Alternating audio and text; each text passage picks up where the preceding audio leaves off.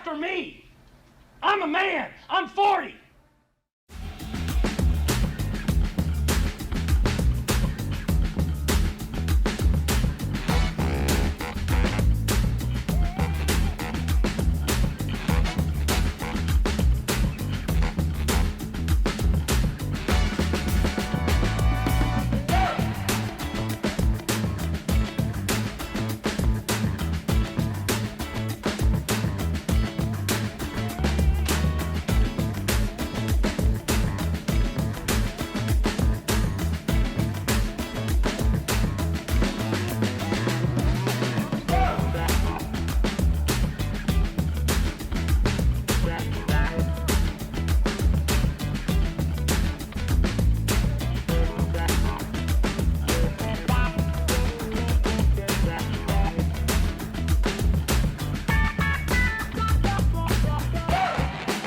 Hey, what's up, everybody? Welcome in to a brand new episode of Moving the Goalpost, episode 20. You can follow us across social media at MTGP on YouTube, Facebook, Instagram, TikTok, and Twitter.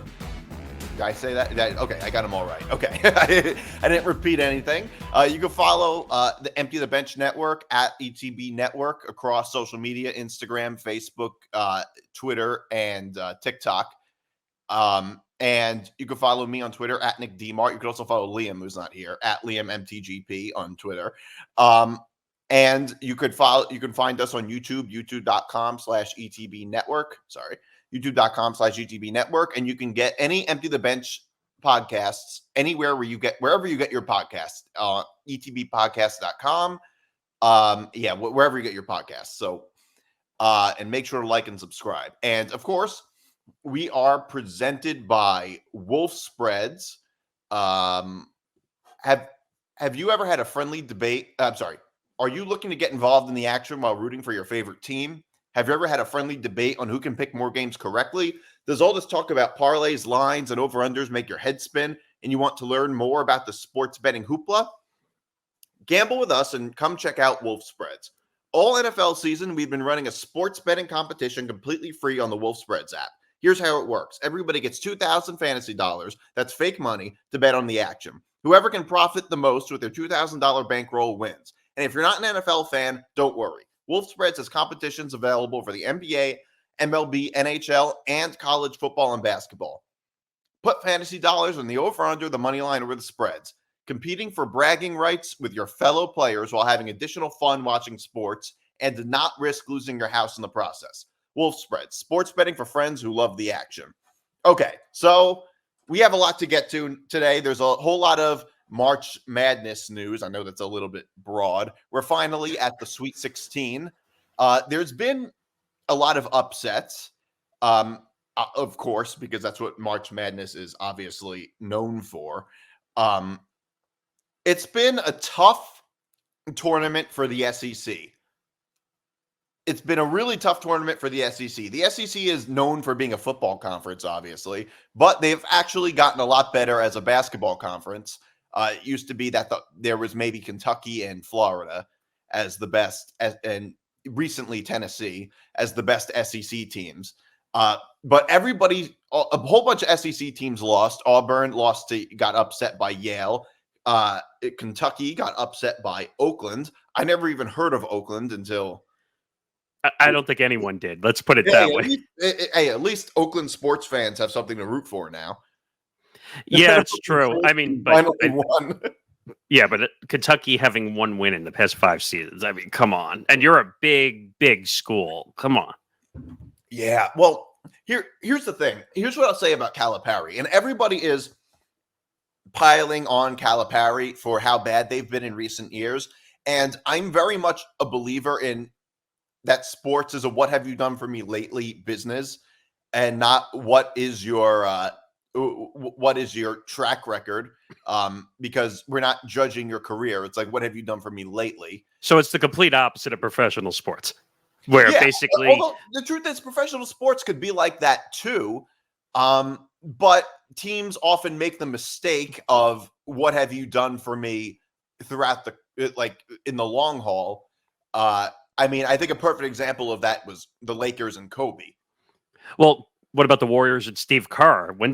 I know they won a championship. What was it, 2 years ago now? But he keeps getting new contracts, all because of what he's done in the past. Yeah, but at least with Steve Kerr, it was recent. 2 years ago was recent. No, I get that, but you're saying the what have you done for me lately? Like he will have that job until he doesn't want it anymore. Yeah, that's most likely true. Although never say never. I mean, Bill Belichick with the Patriots, we would have said that just 2 years ago. He's never gonna get fired, and we all know that he was effectively fired. I would say the NFL is a different beast, though, because if there's bad blood, there's bad blood. Look what happened to Tom Brady and the Patriots. Well, the same thing can be true in the NBA. If the players don't like you, well, go ask LeBron James. How many coaches has he gotten fired? I mean, LeBron is effectively a GM. The GM, the peanut vendor. He basically is effectively a GM, and he's a really shitty GM. Well, except for when he was in Miami, but that's a whole different story. Yeah, pretty much. But the thing is that it wouldn't take a good GM to get a bunch of good players together. You know what I mean? The thing is, now in the NBA, players are like friends with each other. Well, the whole idiocy of what they call legal tampering in sports. Yeah. And they say, don't talk to the players, don't talk to your fellow players. But in the off season, when they're doing charity events or they're playing pickup games, because that's what they do in the off season. So if you're talking to your friends, is that tampering? I mean, if two NBA players happen to be good friends and they meet at a bar or something or go to each other's houses, you think that there's no chance that they're talking about playing together?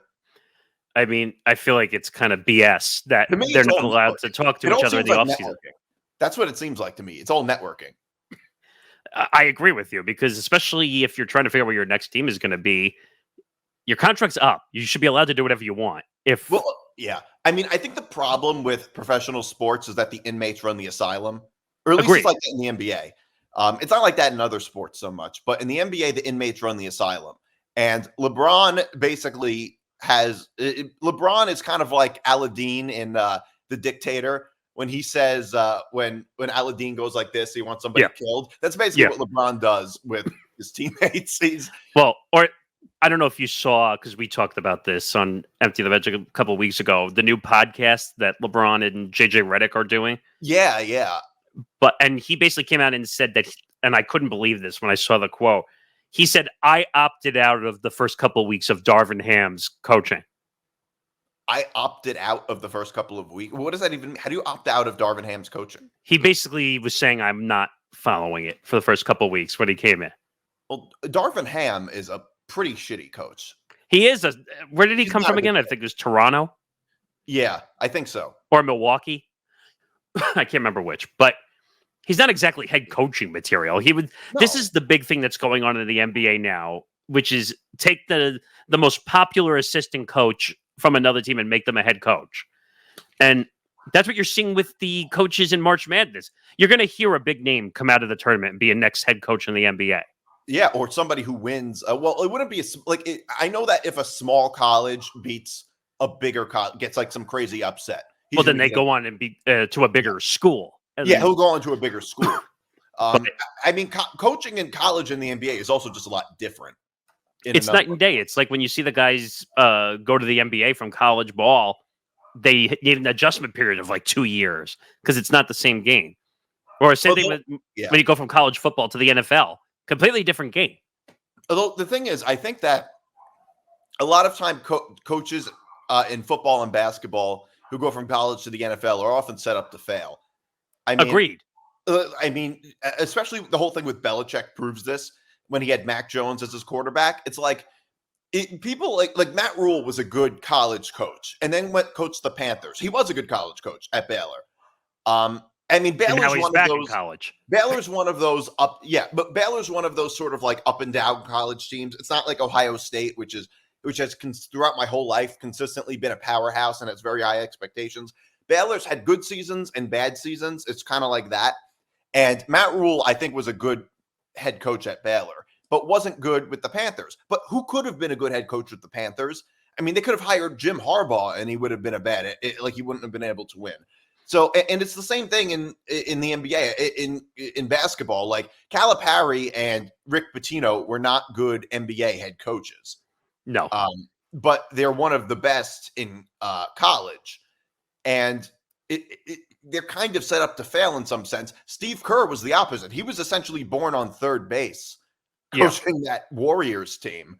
I mean, the difference was, I think, Kerr having experience on that Bulls team with Jordan and Pippen and all those guys. Like, that was kind of like getting experience in the coaching realm a little bit. And Maybe, he also was a GM, if I'm not mistaken, before he became a coach, I think.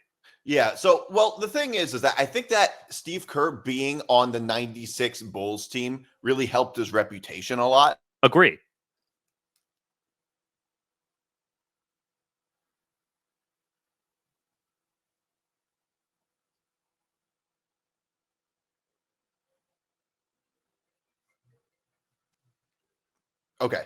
Okay, it stopped.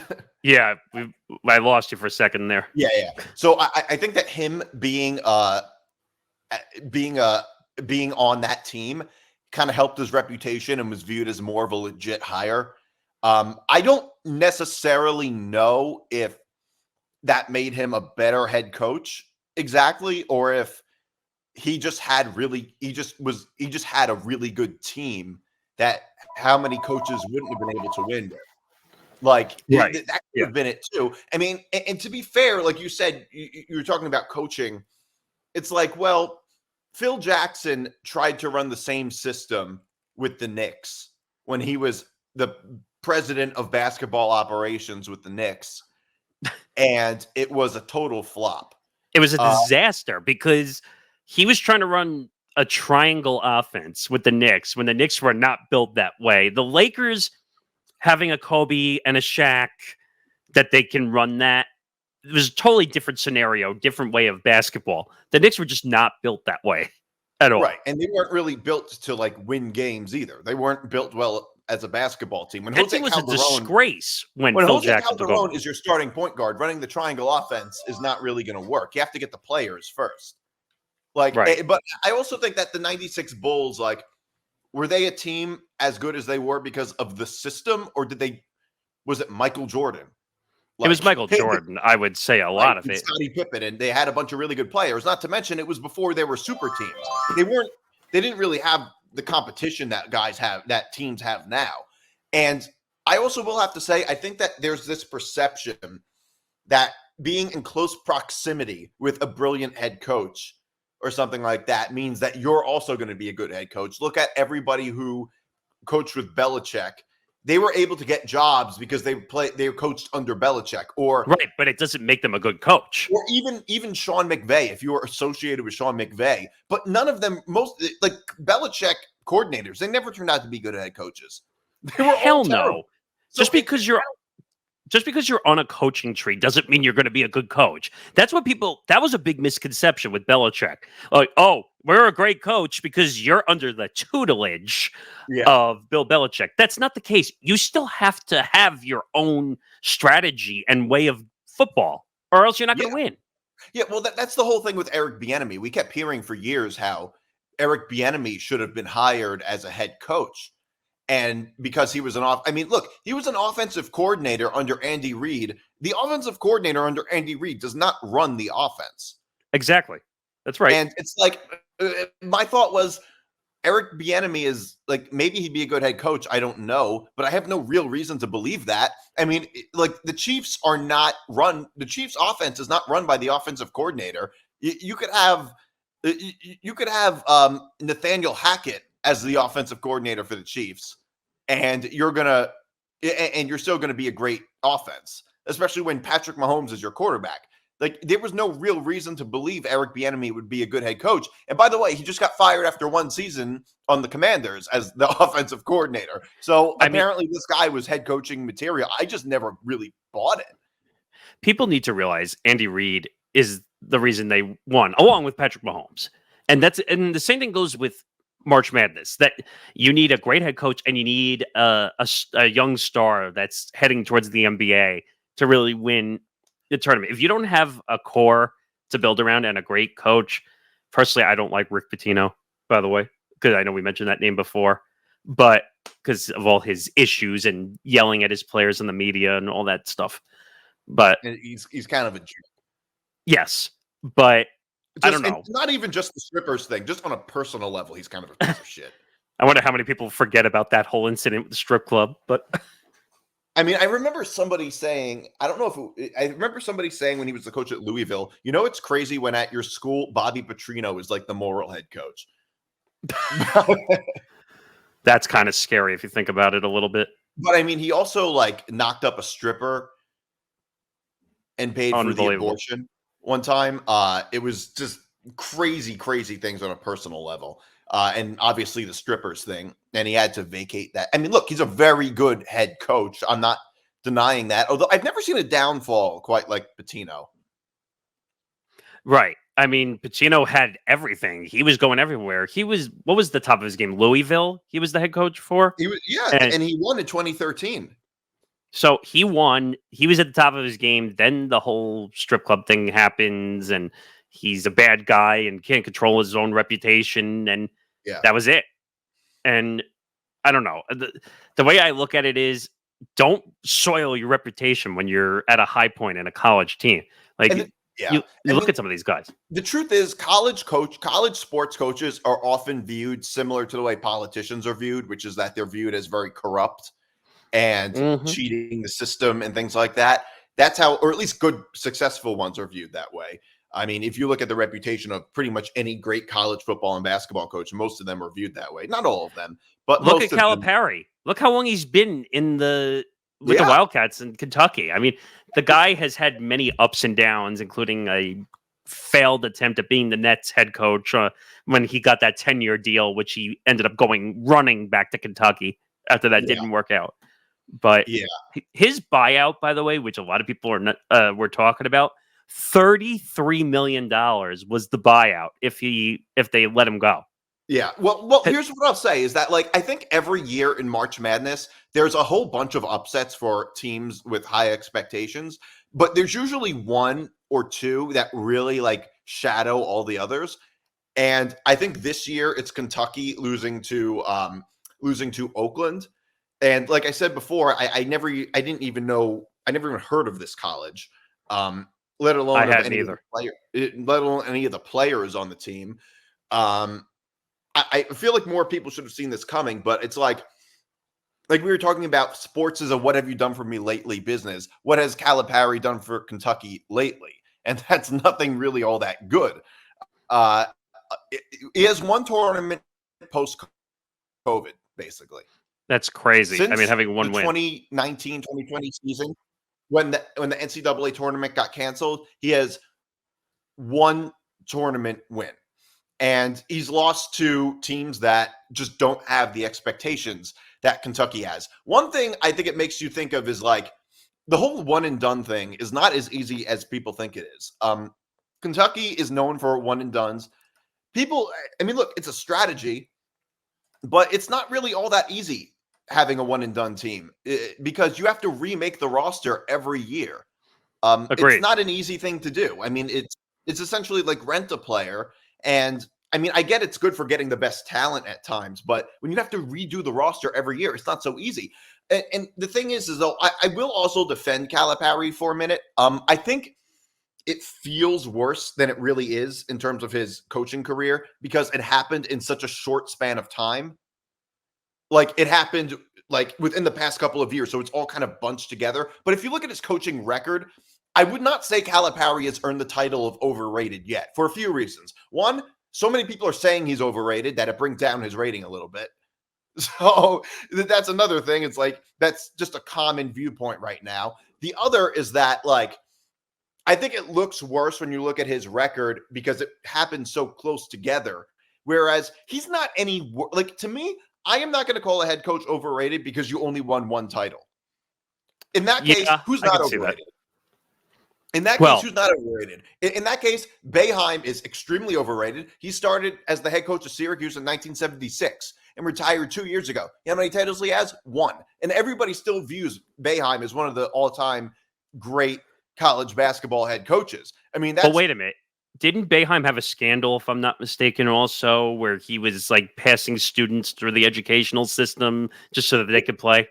Yeah, look, they've. I think that might be true. There was also the Bernie Fine thing, which was like the Sandusky scandal. Yeah. Although Yeah. I'm not accusing Boeheim of knowing anything. I don't know. No, but that was a report that they made up these classes at Syracuse to get athletes passed through so that they could continue to play. UNC did the same thing. That's like a running joke about UNC. They don't take real classes.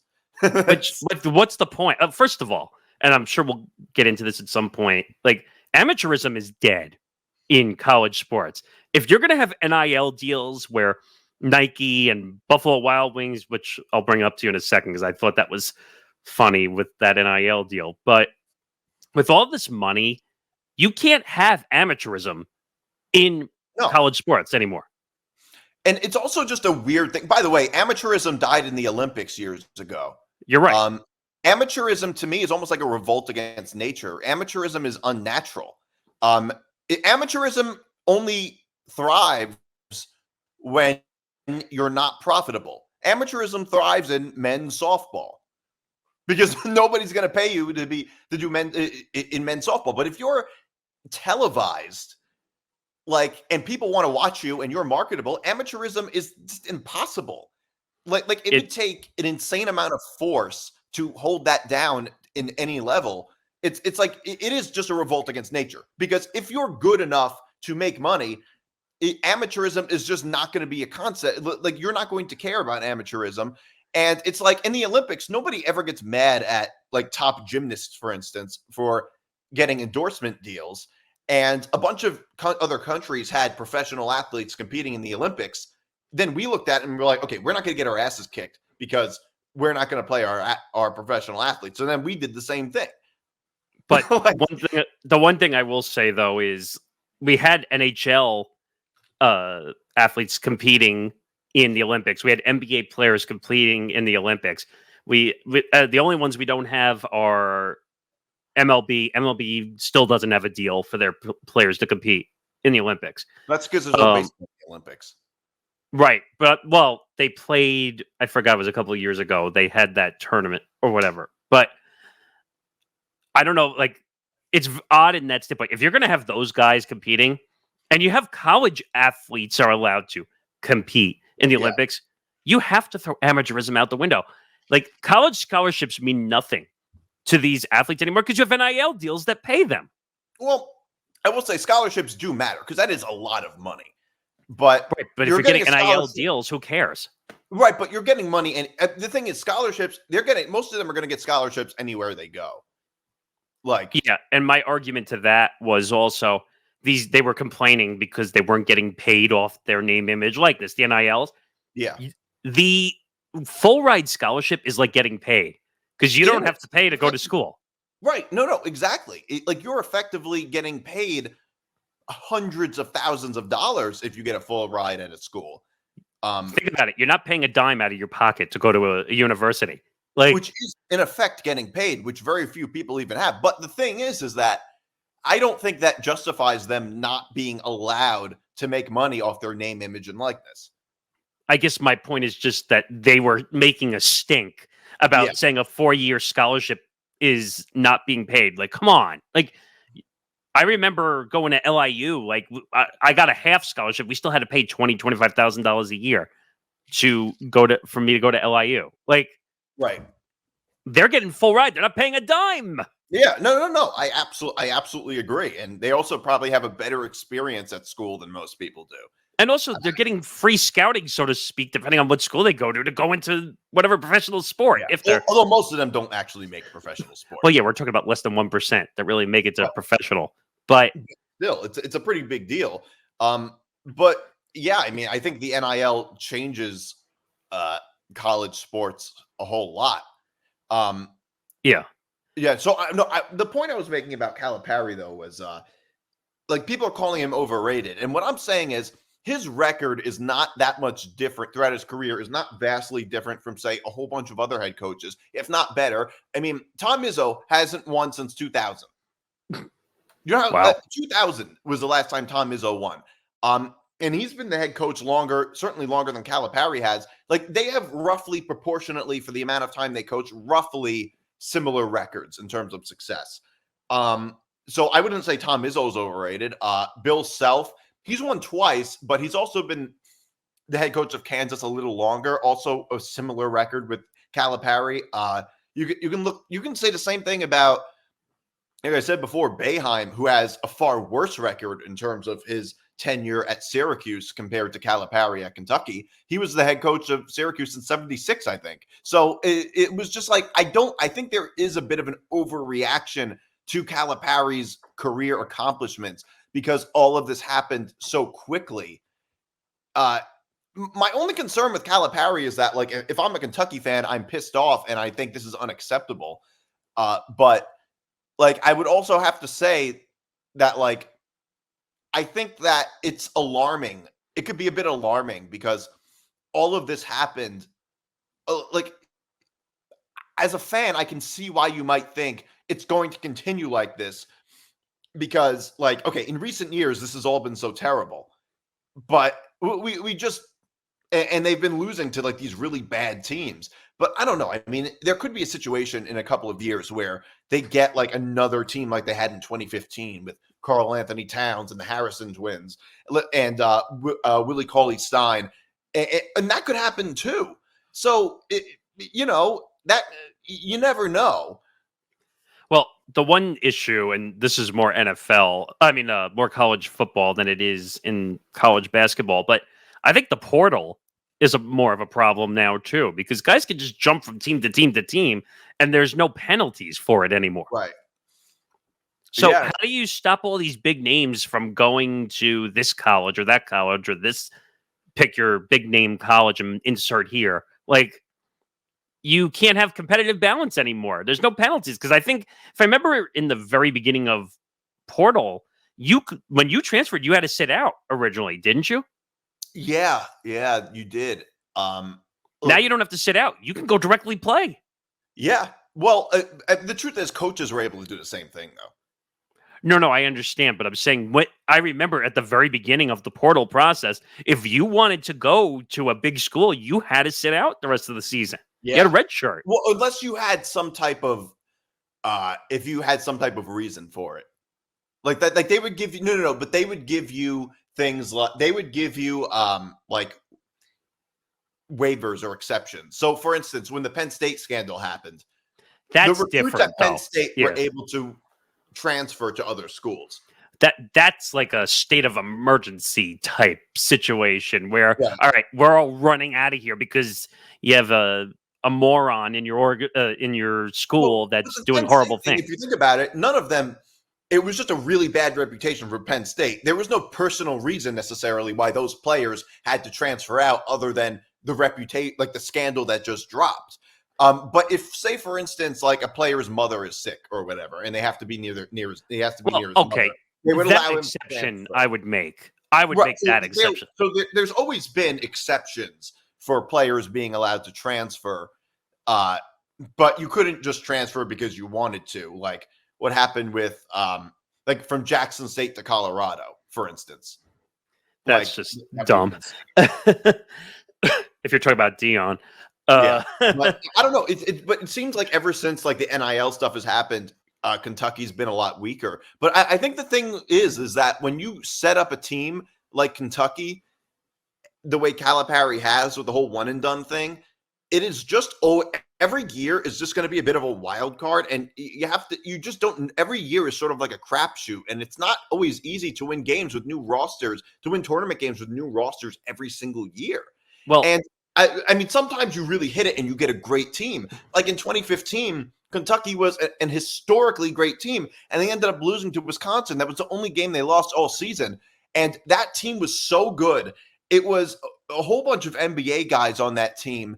And it was unbelievable to me how good they were. They were by far the best team to not win a championship, and they ended up losing. I mean, you only get that with a Calipari type of head coach. The problem is it doesn't hit every year, and those guys leave after a year. So it doesn't always work the way you want it to. Well, And one point I want to make to that also is if you look at like comparing with NILs you mentioned before and the money stuff, look at Major League Baseball. Before they had the luxury tax and you had to pay all the other teams so that it was fair, competitive balance tax, because all the major teams at the top were spending all the money and they weren't going to go to the smaller teams. Same thing with the NBA, same thing with the NFL. They needed a competitive balance tax or else those teams were never going to get any of those players. That's now happening, excuse me, with NILs in college sports.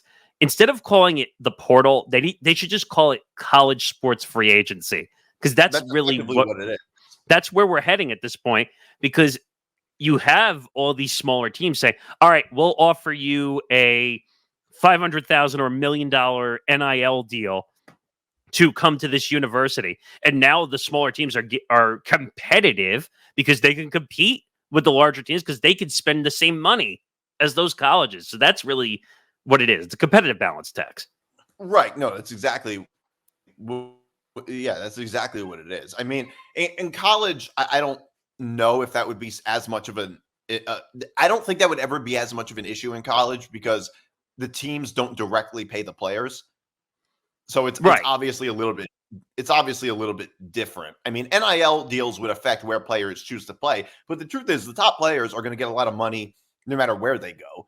I mean, like how much more money, like if a player is choosing between, say, if a top college player is choosing between, say, Duke and Kentucky and UNC, like is NIL money going to be vastly different depending on what depends. I mean, a bigger university will probably offer more money. Between those three, though? It depends how aggressive they want to be or how badly they want that player at their college. Same thing as free agency. But what I'm saying is that NIL money is not coming directly from the schools. Well, it's coming from their boosters or waivers or whatever. It could come from their boosters, yeah. But I mean, I can't imagine it would be a whole lot different if you were to take three major colleges like that. I mean, like I said, it all depends on how bad they want a player now. It used to be you went on a college recruiting trip, you decided what college you liked. Rick Pitino would give you some strippers and then... Well, yeah. Or you would get... Every school could... It used to be every school offered you a full ride. That was it. Like, you couldn't... Yeah. It was all evenly competitive. You were just choosing a college. Now with NILs in the balance, you could literally... a lower school could beat out a higher school because of money. Right, and that's not necessarily a bad thing. It's not a bad thing. Have a chance, right? Although it's unlikely that the lower level school would have a lot more money than the higher level school. No, but I'm saying, like, say they aggressively want a player and they're willing to spend whatever their NIL budget or whatever over a bigger school who might not see it the same way. So maybe the smaller school wins in that regard. That is true. And yeah, so I think Kentucky losing to Oakland is the best thing that could have happened to Auburn and Bruce Pearl. I think it was just it's just a bad. I mean, they lost to Yale, and because Auburn is not Kentucky, it was like probably one of the best things that could have happened to Bruce Pearl that Kentucky ended up losing to Oakland. I mean, because otherwise we'd be talking about Bruce Pearl. I mean, it's amazing. Like as we compare everything, talking about the tournament, the NILs, everything, and all that stuff. Look what happened to Jack Golke out of Oakland after they beat Kentucky. I mean, they lost the next round because they're lowly competitive. They were never going to win anywhere. They were not Cinderella team worthy. Well, so we knew they were good. The Cinderella teams always end up losing. Right. So Jack Golke, who was basically a 3-point shooter, that's basically all he shot, gets an NIL deal with Buffalo Wild Wings 4 hours after they were out. Yeah. I mean, he already had a deal with an AI bot company. He put out a video on his social media. It's crazy what these guys are getting in NILs and the amount of money. They said he's clearing hundreds of thousands of dollars now. We'll eventually get to Caitlin Clark later on being offered a certain amount of money to play in Big Three. Like, it's amazing where all this money is coming from. Yeah, well, because it's profitable. Although the thing is that the thing with NIL deals though is that like it's only it's kind of a flash in the pan. It's all chance. The truth is, Jack Golke is getting his 15 minutes of fame, and I don't mean that in a negative way, but like he's not going to be like I just don't think he's going to be remembered for a very long time. He's not going to the NBA. People are just going to be like, "Oh, remember that kid from Oakland who hit a bunch, who got that Buffalo Wild Wings deal after they upset Kentucky." Like that's really just what it's going to be. And it's like, I think you got to deal with in the moment, but this is not going to last. Like I think you got to deal with Intuit TurboTax was another one. Like, well, that's the thing with these NIL deals. Like they're getting a lot of money, but it's not like a continual. Like the thing with money is that like money has to be sort of like something in order to make a lot of money. Something has to be continual. Well, you can't just get it all at once. Like that's really all this is. You're getting it all at once, and you're talking about tangibility. That's what you're talking about, meaning that there has to be a product along those lines that's consistent to warrant that type of money really to be involved. Well, no. What I'm saying is that like he's getting this deal for now, but after he graduates college, he's not getting these NIL deals.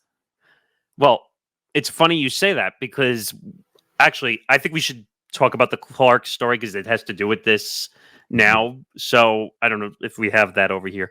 But Ice Cube made an offer to Caitlin Clark for $5 million to play up to 10 games in the Big Three, saying 8 to 10 games. How do you like the WNBA's got to play ball here, right? Yeah. No pun intended. Yeah. Look, Caitlin Clark, he offered her $5 million to play in the Big Three league. I don't know a single person who has watched a Big Three game.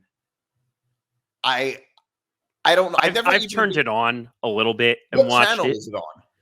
I think it's on FS1. They made a TV deal with FS1 now. Okay, so it's on FS1. So playing up to 10 games in the Big Three, I don't see how Caitlin Clark would turn down this deal. I don't know how much WNBA players make.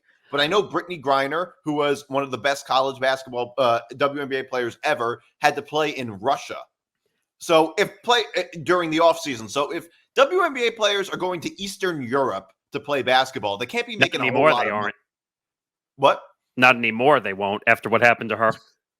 Right. But the point is that if it warrants you going to Eastern Europe, especially Russia, which is not exactly our friend, which is a very hostile government to say the least. But anybody willing to travel to Eastern Europe to play basketball means you're not making a whole lot of money in the first place. So what I read about the salaries, because I was looking into it the other night, the first couple of picks, obviously, because Caitlin Clark will be number 1 overall to Indiana Fever, who I think have the number 1 overall pick. The top 3 picks are going to make $75,000 in salary. That's it, $75,000.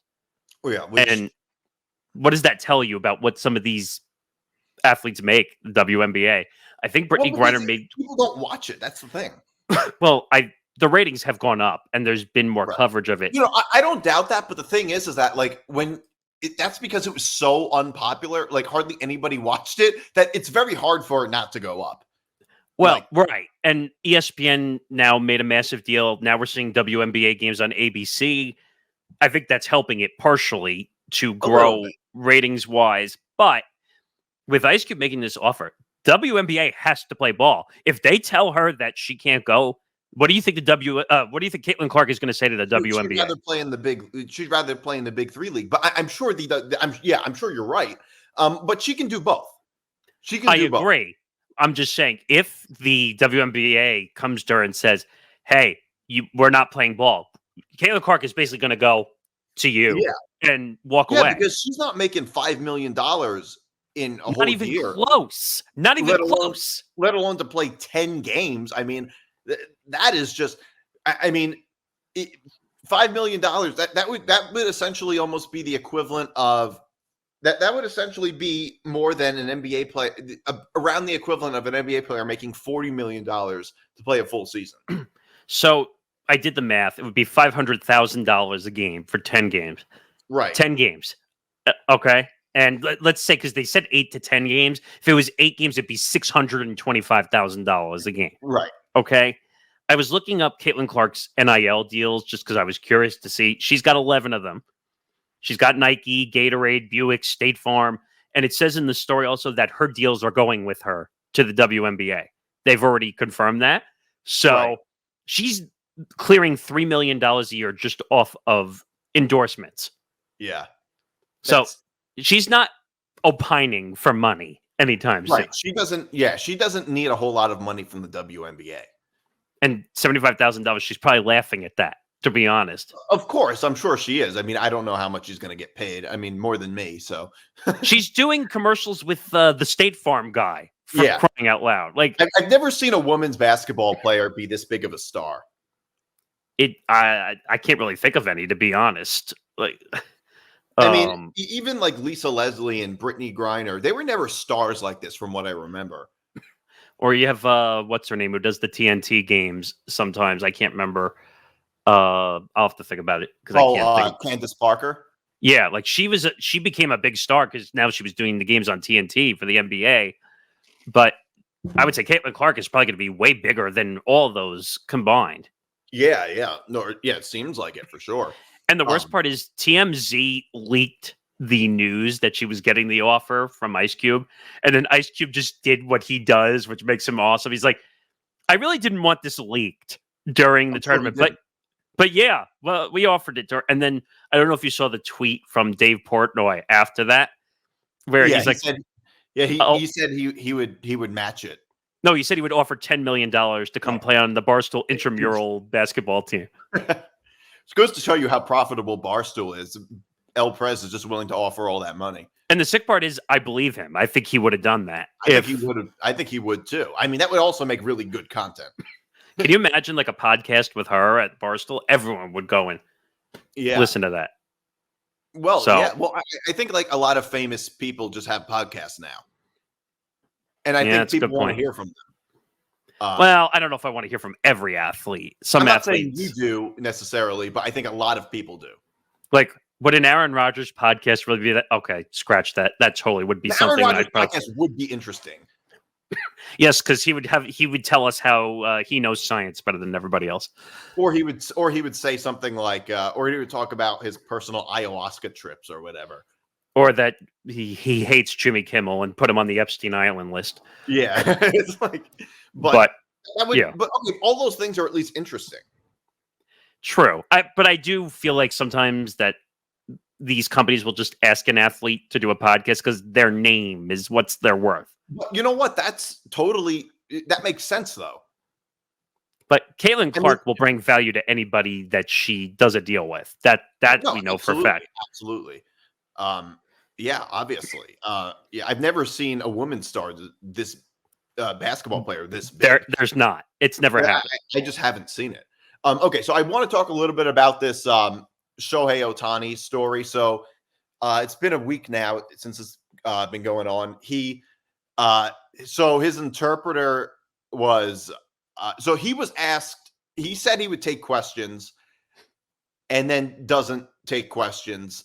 He basically said he wasn't taking any questions in the press conference, which I think it's weird that he said he would and then didn't. He went back on his word. Yeah. Or his translator did. Oh yeah, that's right. I keep forgetting. His translator said for him. But you know what? I mean, he should have taken questions. That was a big mistake. He should have spoke to the media. The media is basically painting him as a gambling addict, even though it was his former interpreter, Ipe Matsuhara, who had a $4.5 million gambling debt. Which, by the way, if you're gambling to that amount, you have a problem, like a big problem. Obviously. So I don't know how this will.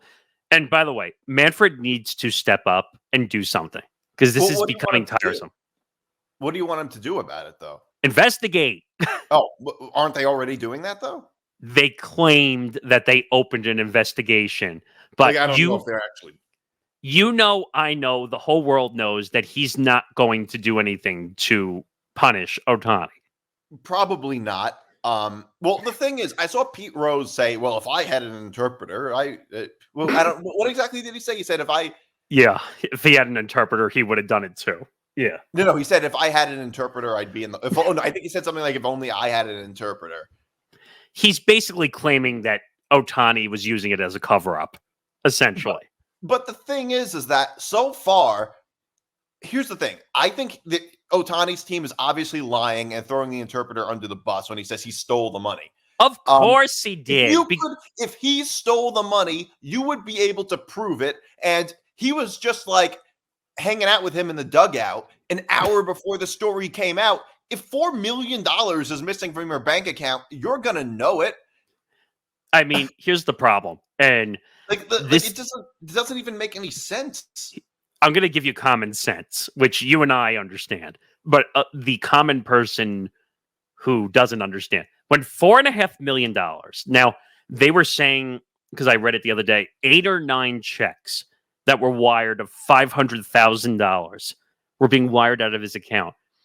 What do you think the bank should have done when they saw wired checks of $500,000 being moved from his account? Right. They alarm bells should have gone off. Yeah, which I'm sure they did. Well, if they did, this would have been stopped a long time ago if that was the case. Well, but the thing is that, like, I'm sure, but like what I'm saying is that if that were to happen, the bank would at least notify you. Well, no, that's what I'm saying. They said the bank never did that. Really? Yeah. I don't know if I believe that is what I'm saying. I don't know what to believe in this story because banks one day. Oh, good. I mean, the thing is, banks are really good when it comes to security. Banks have better security than the White House does.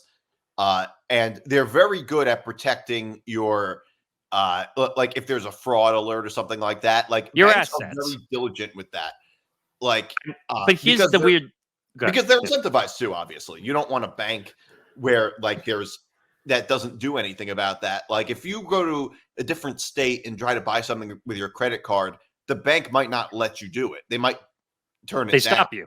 Yeah. They might stop you. So obviously something like this, I'm sure the bank would know about it. But also, like, if it just doesn't make any sense to me that Ohtani wasn't betting any of this money or at least had something to do with it, because assuming the bookie knew that like the bookie had to have known with this insane amount of money that it was really Ohtani who was making these bets.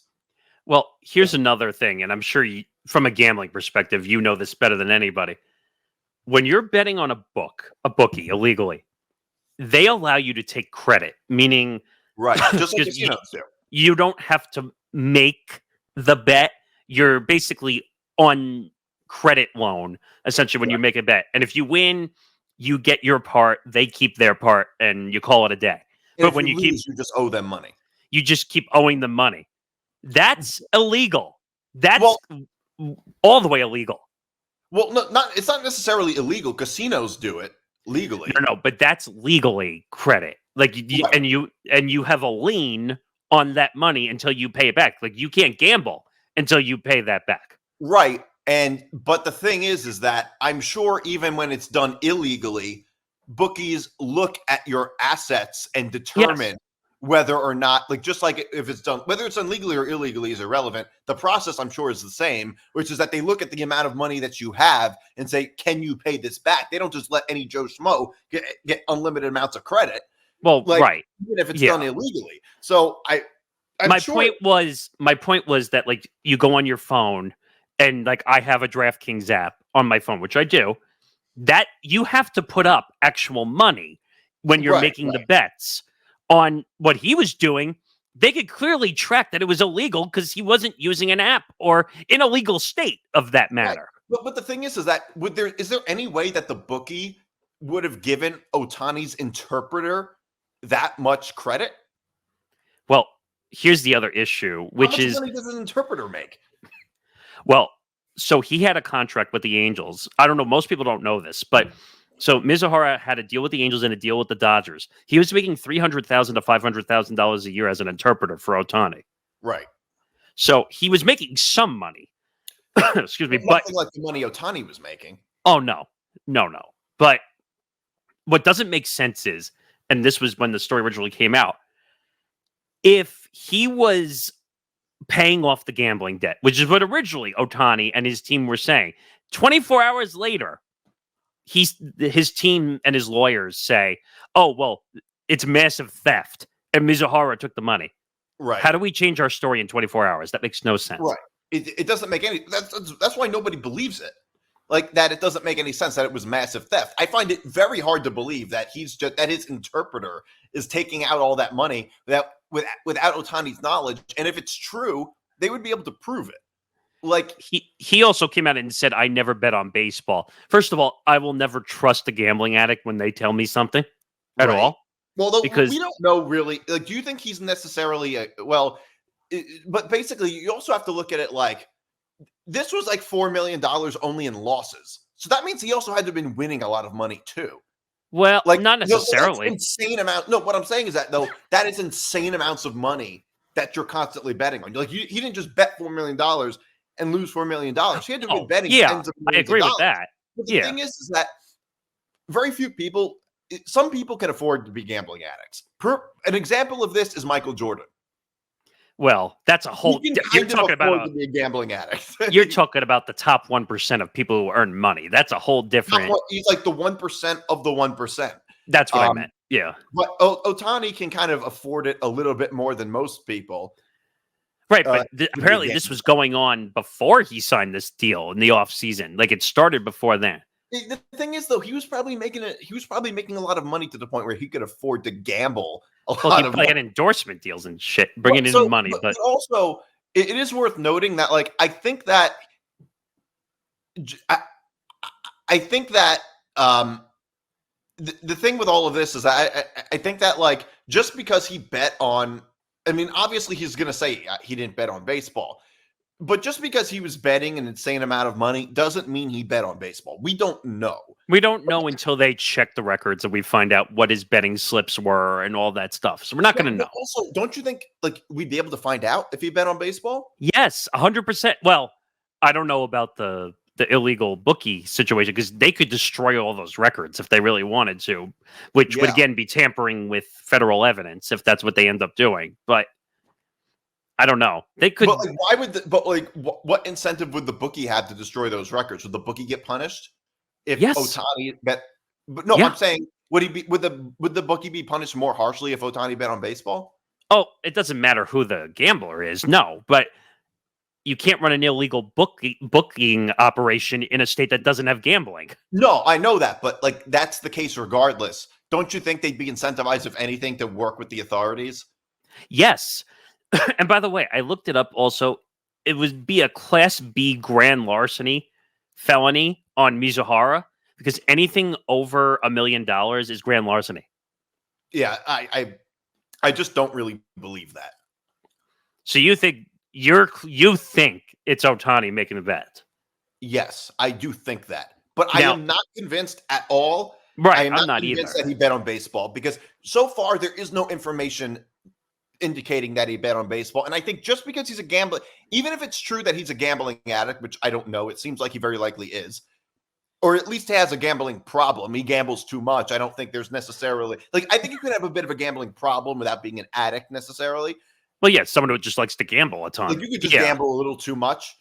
Even in that case, even if he is a gambling addict, which, like I said, I don't know, that doesn't mean that he ended up betting on baseball when he bet on so many other things. Like we don't know, like if Michael Jordan bet on basketball, even though he bet a lot. Well, let's clarify one thing though, just so people understand the rules of how certain things work.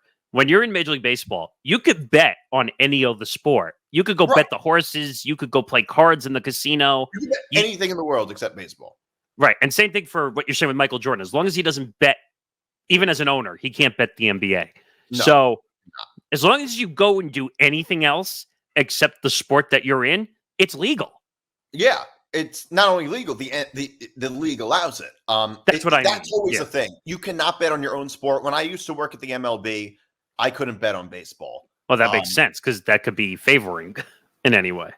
I mean, in my case, it was just because I worked with the MLB, but like I had no like inside knowledge or anything, really. They're claiming that you might because you work inside the MLB doors that you could. Really, not saying you did. I really didn't. I'm not saying I disagree with the rule, but like I'm just making the point. I didn't really.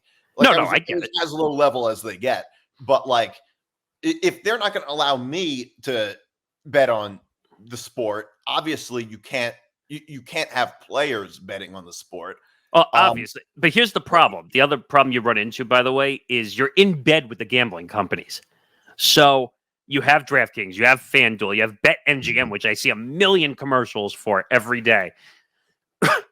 You're going to have more gambling issues on the inside because of all this.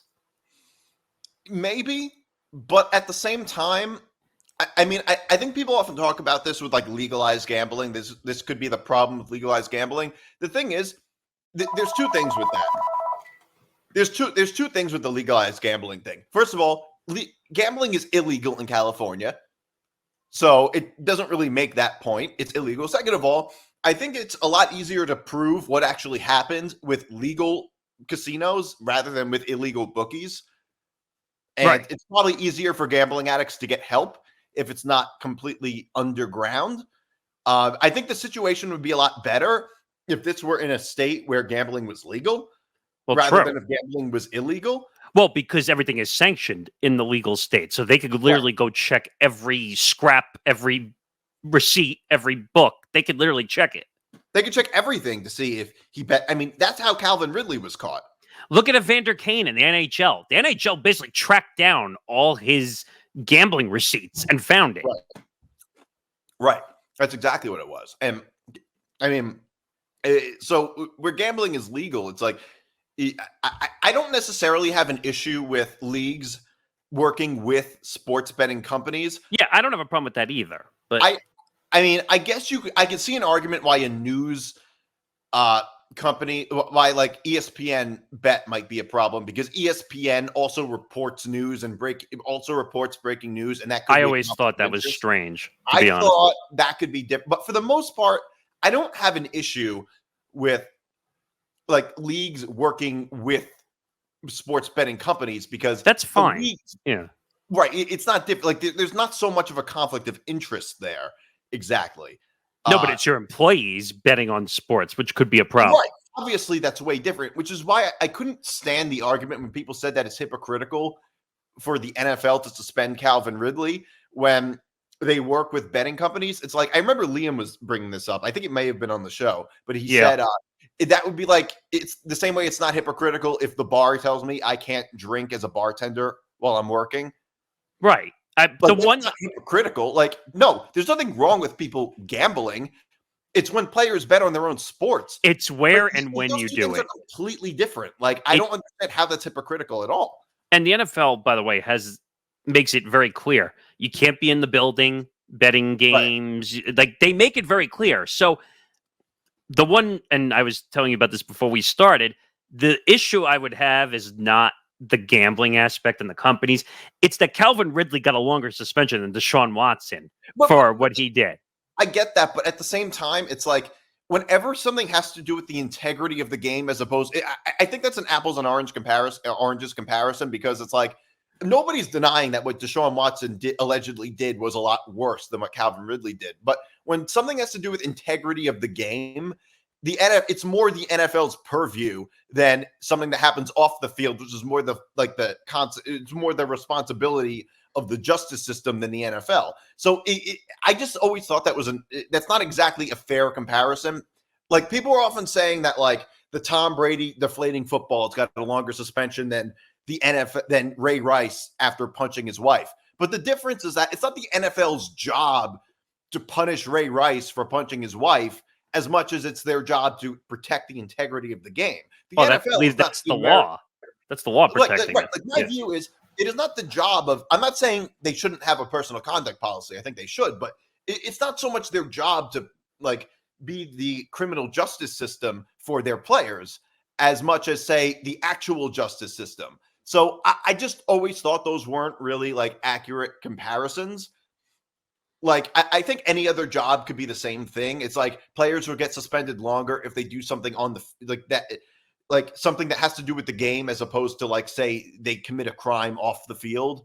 Like I don't know. I never thought that was really I never really thought that was a fair comparison.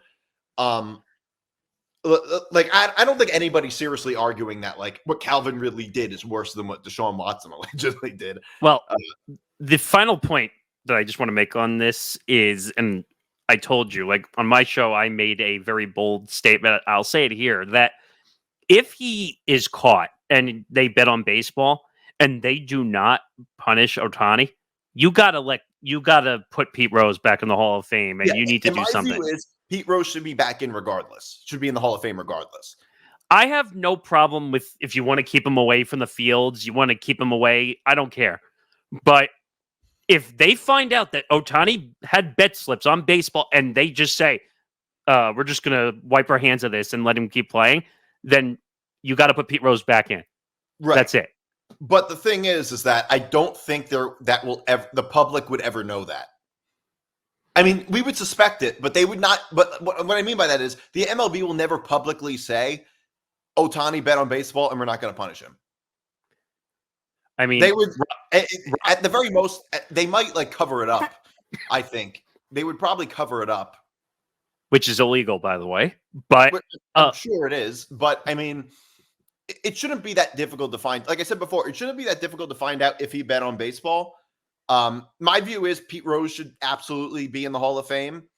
As much as I'm not really a fan of Pete Rose, I'm not either. He should be in the Hall of Fame. I think it's ridiculous. Here's what I think they'll do, though. I think they're going to wait until he dies and then put him in. Which is ridiculous because he's the all-time hit king of the sport. For crying out loud, I get it. But, like, am I wrong about that? They're going to put him in after he dies.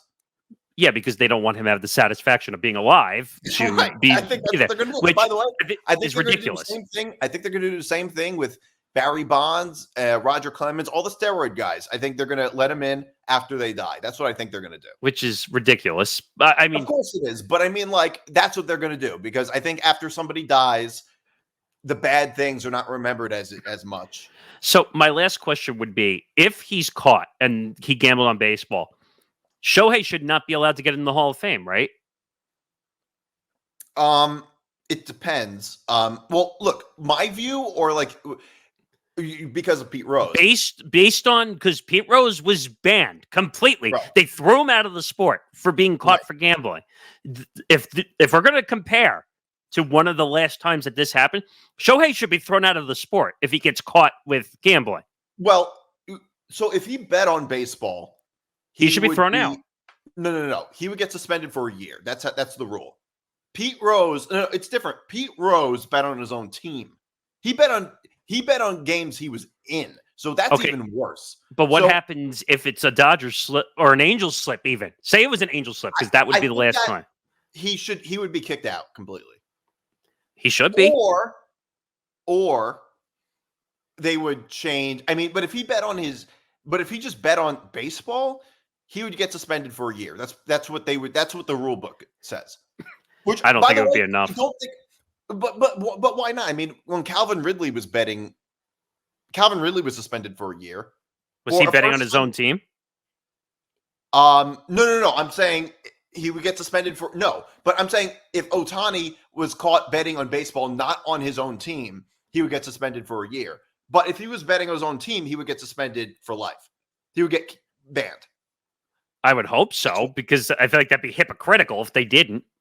Right. But so that's why Pete Rose was banned for life. I think that if Pete Rose bet on his own sport, bet on baseball, but not on his own team, I think that he might still be allowed in the Hall of Fame. And it also didn't help that Pete Rose was a player manager at the time, that he was betting on his own team. Right.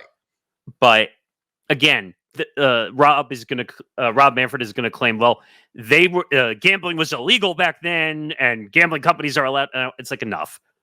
Well, gambling was illegal in California. So, but I'm just saying, like he'll claim that we work with the gambling companies now, so I don't have to give him as harsh a punishment. Yeah, I mean that certainly could be.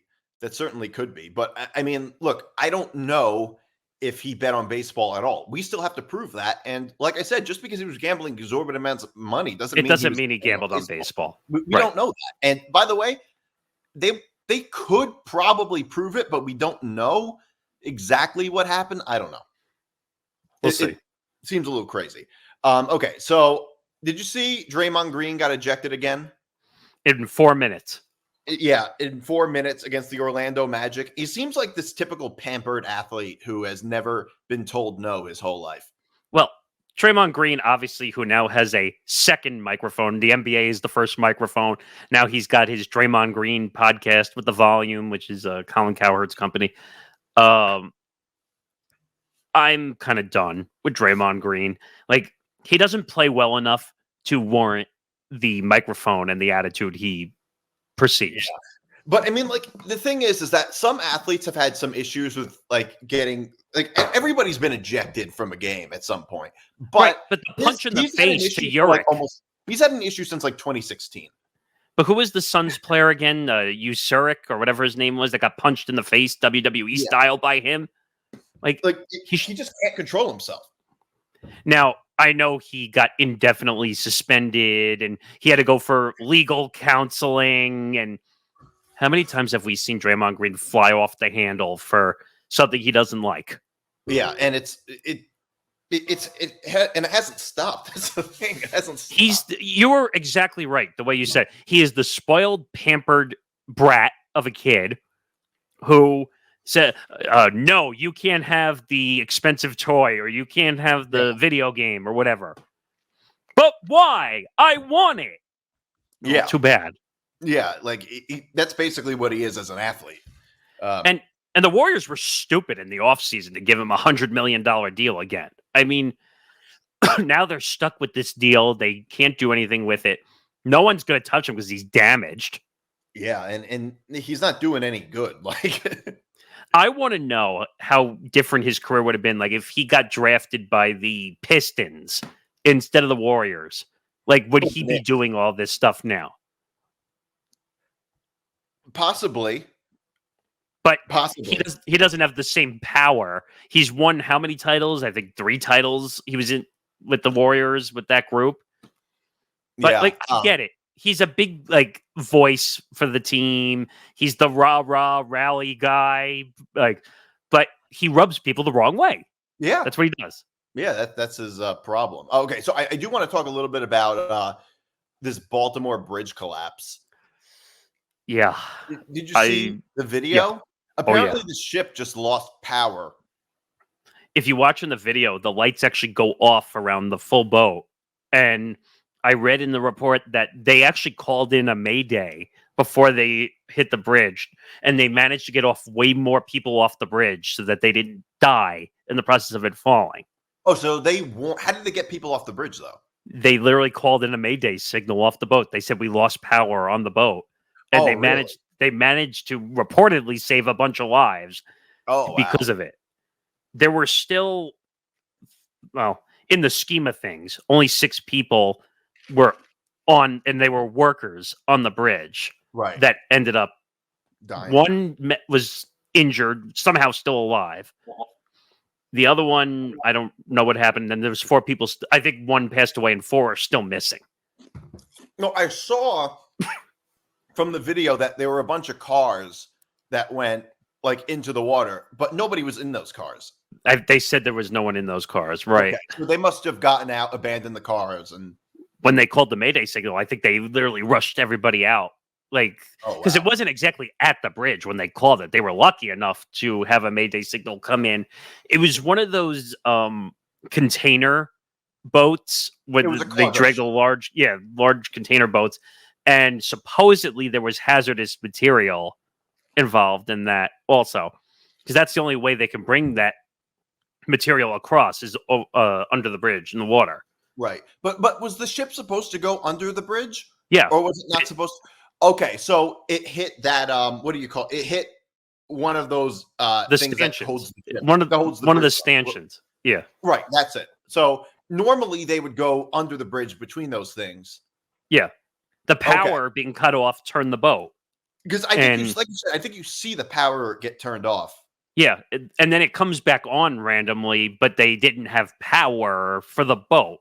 Well, don't you think that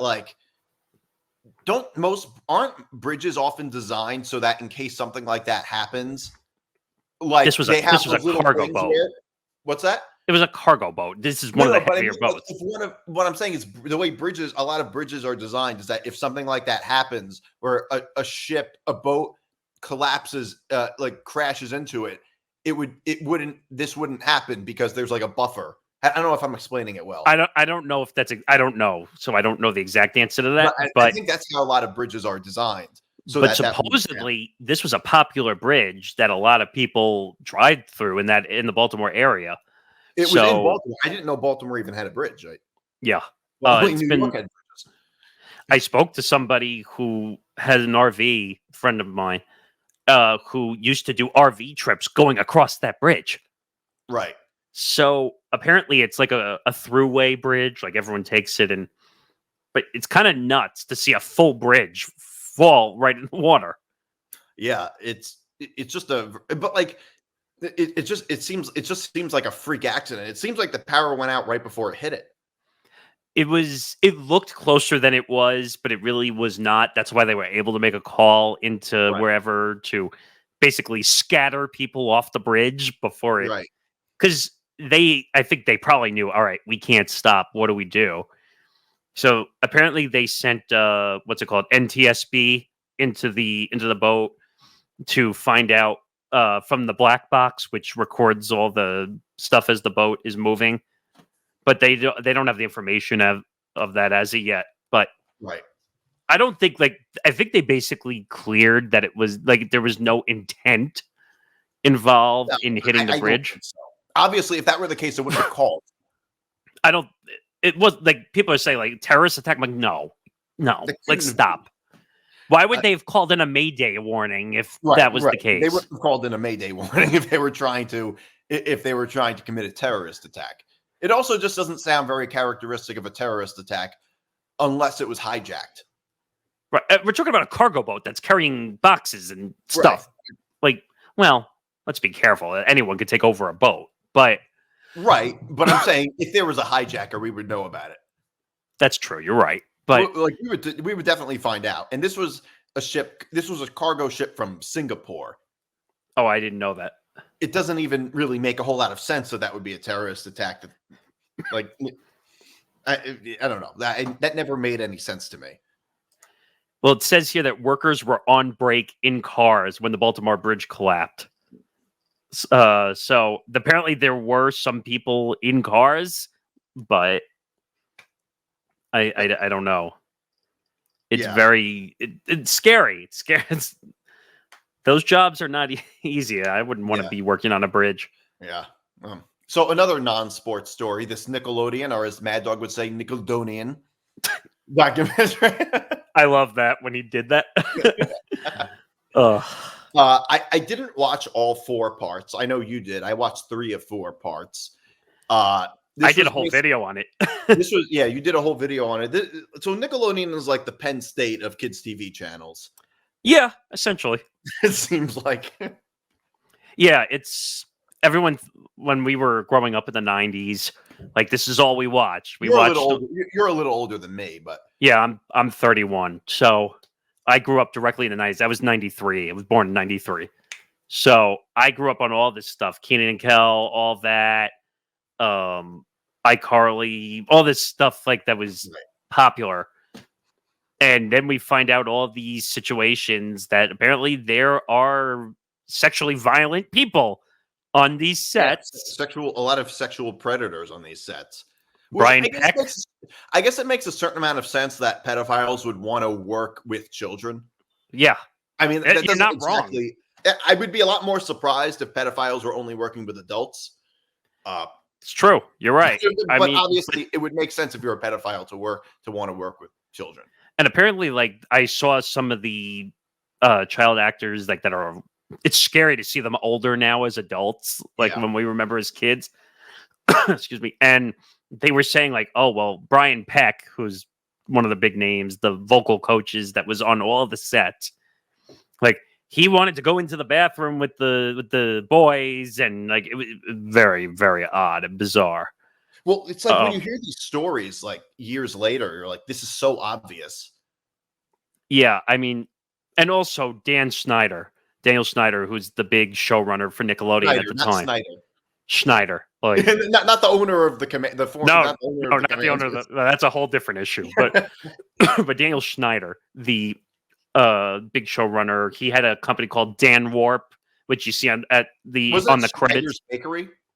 That was Schneider's Bakery. That was Dan Warp. That's all those companies that you see on the credits at the end of every Nickelodeon show. He was the big showrunner. They brought him in. He did every Nickelodeon show that you saw in the 90s was him, basically. Yeah. A whole bunch of them. Yeah, and apparently he was abusive and wanted back rubs from people, and like seemed very creepy. He was very creepy. Although not like from what I've seen, nothing like beyond like being creepy. Like he wasn't like a Brian Peck. He wasn't like a child molester from what we know. Well, again, like I think the documentary only scratches the surface on a lot of things that went down, but he didn't like certain things. He also liked feet. That was another weird thing. Weird. Like if you look at all the shows, like he would do segments asking for feet pics from people, or the other weird thing, which I finally put 2 and 2 together once I watched in the documentary. You notice that they would do a lot of scenes on all of that where they would like throw stuff on people's faces. Right. And it looked like porn. Well, that's what supposedly the joke was supposed to be, even though it's not a joke. That's what it looks like now. Although at the time you probably wouldn't notice. Unless you have people just thought it was like, oh, let's just throw something on their face. It's funny, like whatever. When Brian Peck put the pickle. He was Pickle Boy. Yes, that was his thing. It's like now you see it and you're like, oh my God. Wait, that's what this guy did? At the time, you wouldn't notice, probably. But everyone said, oh, it looks like blank shots on people's faces. And it does now that it's brought up. I mean, everything after the fact, it's kind of scary now, all the stuff we're hearing. I mean, they screwed up Amanda Bynes. They screwed up Drake Bell, who ended up having a child endangerment charge. But I think that has to do with him getting screwed up at 14, 15 years old. And they basically, Peck ended up going to jail for like 7 or 8 years and had to register as a sex offender for the rest of his life. But it's crazy that they let these people out. Well, you're right, and they should have never let him out. He should have rotted in jail the rest of his life. Although part of me also says that like when they get let out and have to register as sex offenders, it's kind of like being a rat in the mafia. Like you're always looking over your shoulder, like it's not. I don't know.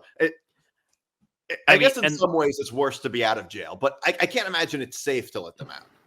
No, of course not. And Daniel Schneider did a interview with one of the actors from his show iCarly. I can't remember his name now, but I think he paid to have that interview done with the Hollywood Reporter because the guy was willing to listen to him talk and asked him all the questions about the documentary, and it was so stupid. Like I said in the video I put out that it basically destroyed 90s television for me. Like in a lot of ways it probably did. Because I don't want to watch this stuff anymore. Like I used to watch classic stuff all the time. It used to be on TV. I don't want to give him satisfaction anymore. It just seems like Hollywood seems like such a cesspool. Hollywood is basically a left-wing political nightmare. That's the way I refer to it. Yeah, that's basically what it seems like. Yeah, well, there's this kind of stuff. There just seems to be so many of this in Hollywood. And by the way, would you trust, like, if you had kids later on in life, would you trust your kid to go on a set and be on a star on a TV show? I wouldn't. Not without my supervision. And that's the problem. They said in the documentary that the parents were, and not blaming the parents, saying like that they shooed the parents away essentially from the set, which is illegal, by the way. And the rules are much different now. Like parents have to be everywhere. Everything has to be documented. But like the thing with like Brian Peck, like taking Drake to Disneyland. Yeah, that was very odd. Weird. Very odd. It just seems so obvious when they bring it all up. I mean, apparently like he was he was redacted out basically when they did his case. And he finally admitted the documentary was the first time he admitted that was him. Yeah. Which is now it makes sense why he had issues growing up and eventually the child endangerment thing, which is bad. Don't get me wrong, it's bad. To be fair, I don't know how, like, I don't know what he actually allegedly did. It's not 100% clear what he did, but that was actual child endangerment. And to be fair, I don't even know if he's guilty of it. I know he pled guilty. Pleading guilty does not always mean anything, though. agreed. You can plead guilty. Like, people are often just forced to plead guilty. Well, because they want it to go away. Right. Because especially if you're not going to get jail time, it's like, it's just not worth it going through a trial.